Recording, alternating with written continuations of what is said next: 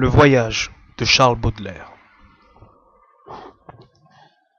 Pour l'enfant, amoureux de cartes et d'estampes, l'univers est égal à son vaste appétit. Ah, que le monde est grand à la clarté des lampes, aux yeux du souvenir que le monde est petit. Un matin nous partons, le cerveau plein de flammes, le cœur gros de rancune et de désirs amers, et nous allons, suivant le rythme de la lame, berçant notre infini sur le fini des mers. Les uns, joyeux de fuir une patrie infâme, d'autres, l'horreur de leur berceau, et quelques-uns, astrologues noyés dans les yeux d'une femme, la Circé tyrannique au dangereux parfum. Pour n'être pas changés en bêtes, ils s'enivrent, d'espace et de lumière et de cieux embrasés. La glace qui les mord, les soleils qui les cuivrent, effacent lentement la marque des baisers. Mais les vrais voyageurs sont ceux-là seuls qui partent, pour partir. Cœur léger, semblable au ballon, de leur fatalité jamais ils ne s'écartent, et, sans savoir pourquoi, disent toujours « allons ». Ceux-là dont les désirs ont la forme des nus, et qui rêvent, ainsi qu'un conscrit le canon, de vastes voluptés, changeantes, inconnues, et dont l'esprit humain n'a jamais su le nom. Nous imitons horreur la toupie et la boule, dans leurs valses et leurs bonds. Même dans nos sommeils, la curiosité nous tourmente et nous roule, comme un ange cruel qui fouette des soleils. Singulière fortune où le but se déplace, et, n'étant nulle part, peut-être n'importe où l'homme, dont jamais l'espérance n'est lasse, pour trouver le repos, court toujours comme un fou. Notre âme est un trois-mâts, cherchant son Icarie. Une voix retentit sur le pont. « Ouvre l'œil !» Une voix de la une, ardente et folle, crie « Amour, gloire, bonheur !» Enfer, c'est un écueil. Chaque îlot signalé par l'homme de vigie est un Eldorado promis par le destin. L'imagination qui dresse son orgie ne trouve qu'un récif aux clartés du matin. Oh, le pauvre amoureux des pays chimériques! Faut-il le mettre au fer, le jeter à la mer, ce matelot ivrogne, inventeur d'Amérique, dont le mirage rend le gouffre plus amer? Tel le vieux vagabond, piétinant dans la boue, rêve, le nez en l'air, de brillants paradis, son œil ensorcelé découvre une capoue, partout où la chandelle illumine un taudis. Étonnants voyageurs, quelles nobles histoires nous lisons dans vos yeux profonds comme les mers. Montrez-nous les écrins de vos riches mémoires, ces bijoux merveilleux faits d'astres et d'éther. Nous voulons voyager sans vapeur et sans voile. Faites, pour égayer l'ennui de nos prisons, passer sur nos esprits, tendus comme une toile, vos souvenirs avec leur cadre d'horizon.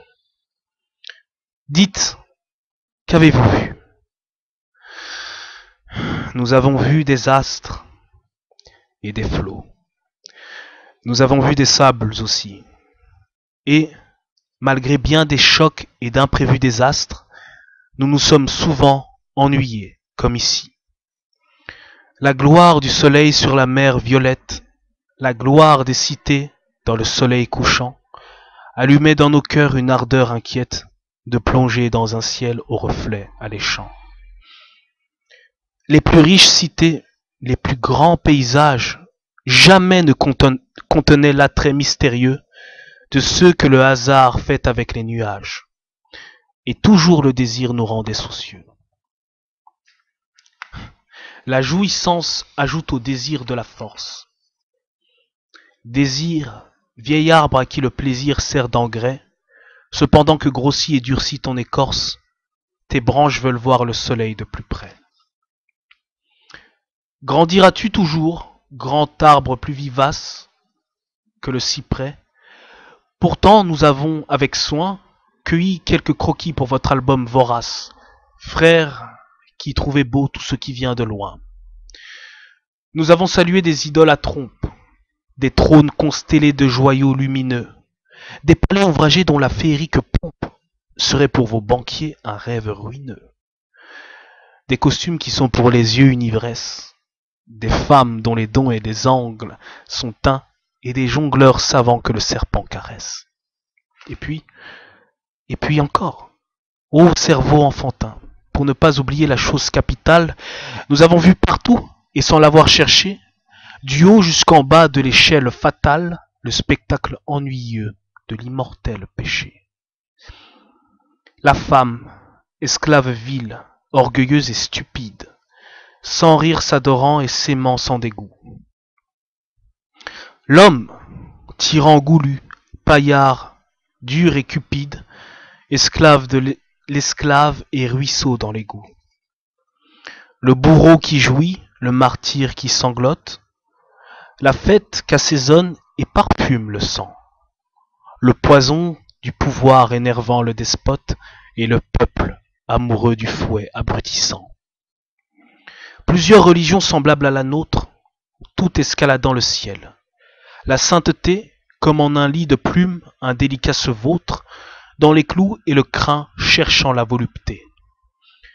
L'humanité bavarde, ivre de son génie, et folle, maintenant comme elle était jadis, criant à Dieu dans sa furibonde agonie, « Ô mon semblable, ô mon maître, je te maudis !»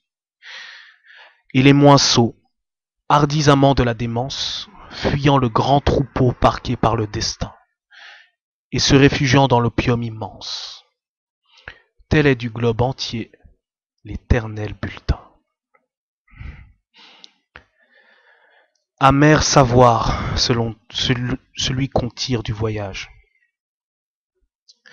Le monde monotone et petit, aujourd'hui, hier, demain, toujours, nous fait voir notre image, une oasis d'horreur dans un désert d'ennui. Faut-il partir? Rester? Si tu peux rester, reste.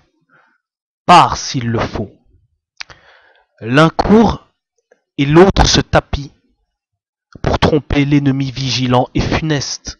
Le temps, il est hélas des coureurs sans répit, comme le juif errant et comme les apôtres, à qui rien ne suffit, ni wagon ni vaisseau, pour fuir ce rétiaire infâme. Il en est d'autres qui savent le tuer sans quitter leur berceau. Lorsqu'enfin il mettra le pied sur notre échine, nous pourrons espérer et crier en avant. De même qu'autrefois nous partions pour la Chine, les yeux fixés au large et les cheveux au vent, nous nous embarquerons sur la mer des ténèbres avec le cœur joyeux d'un jeune passager. Entendez-vous ces voix charmantes et funèbres qui chantent « Par ici, vous qui voulez manger le lotus parfumé, c'est ici qu'on vendange les fruits miraculeux dont votre cœur a faim. Venez vous enivrer de la douceur étrange de cet après-midi qui n'a jamais de fin. » À l'accent familier, nous devinons le spectre. Nos Pylades là-bas tendent leurs bras vers nous. Pour rafraîchir ton cœur, nage vers ton électre, dit celle dont jadis nous baisions les genoux. Ô mort, vieux capitaine, il est temps, levons l'ancre. Ce pays nous ennuie, ô mort, appareillons.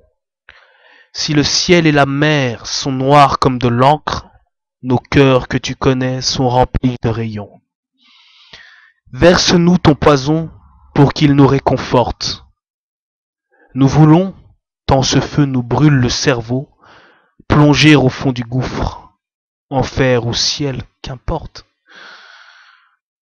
au fond de l'inconnu, pour trouver du nouveau.